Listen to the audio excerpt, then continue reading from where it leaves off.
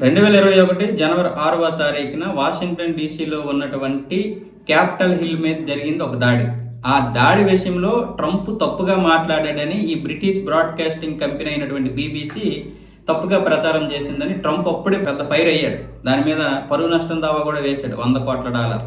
కానీ పదవి దిగిపోయిన తర్వాత బైడెన్ వచ్చాడు. బైడెన్కి ట్రంప్కి పడదు కాబట్టి ఈ రిపబ్లికన్లకి డెమోక్రాట్లకి పడదు, అలాగే బైడెన్కి ట్రంప్కి కూడా పడదు.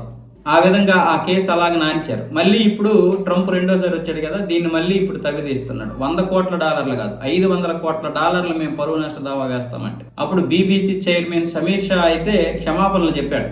ఆయన మీడియా పరంగా దీంతో క్షమాపణలు చెప్పాడు. కానీ క్షమాపణలు చెప్తే ఎలా, నా పోయినటువంటి పరువు తిరిగి రాదు కాబట్టి మీరు నష్టపరిహారం చెల్లించాలి, $1 బిలియన్ అన్నాడు. $1 బిలియన్ అంటే 8,500 8,600 కోట్లు. కానీ ఇప్పుడు అలా కాదు, $500 కోట్ల జరిమానా వేస్తాం, దీనికి సంబంధించి ఇప్పుడు కీర్ స్టార్మర్తో కూడా మేము మాట్లాడతామని ట్రంప్ అంటున్నాడు. బీబీసీని అయితే విడిచిపెట్టేది లేదు, బీబీసీ పని మాత్రం పడతాం.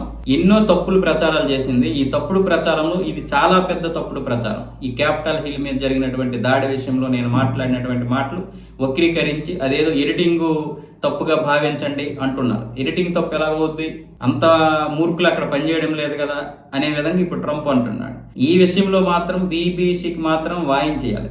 ఈ విషయంలో ట్రంప్ను మనం సపోర్ట్ చేయాలి. ఎందుకంటే బీబీసీ అంత దరిద్రమైనటువంటి ఛానల్ ఇంకోటి ఉండదు. వాడు ఏదైతే అనుకుంటాడో దాన్ని మెల్లిగా ప్రొజెక్షన్ చేస్తాడు. అలాగే వాడికి ఎంత నెట్వర్క్ ఉందంటే మన దేశంలో ఇంచుమించు ఎన్ని భాషలు ఉన్నాయో అధికారిక భాషలు, అన్ని భాషల్లో కూడా వాడు బీబీసీని ఇచ్చేస్తున్నాడు. ఇప్పుడు ప్రపంచంలో ఉన్నటువంటి అన్ని దేశాల్లో కూడా బీబీసీ ఉంది. వాడు ఏదైతే అనుకుంటాడో దాన్నే ప్రొజెక్షన్ చేస్తాడు. ఇక్కడ హిందుత్వాన్ని నాశనం చేయడానికి కూడా బీబీసీ వాడు కూడా ఒక కారణమే. వాడు తెలియకుండానే సంస్కృతి సాంప్రదాయాన్ని నాశనం చేయాలని చాలా వరకు ప్లాన్ చేశాడు. అంతెందుకు బీబీసీలో మన తెలుగు వెర్షన్ పనిచేయడానికి ఉన్నటువంటి చాలా మందికి అది నచ్చక బయటికి వచ్చేయడం కూడా జరిగింది. అయినా సరే వాడి యొక్క సిద్ధాంతాల ప్రకారమే నడవాలి ఎవరైనా సరే.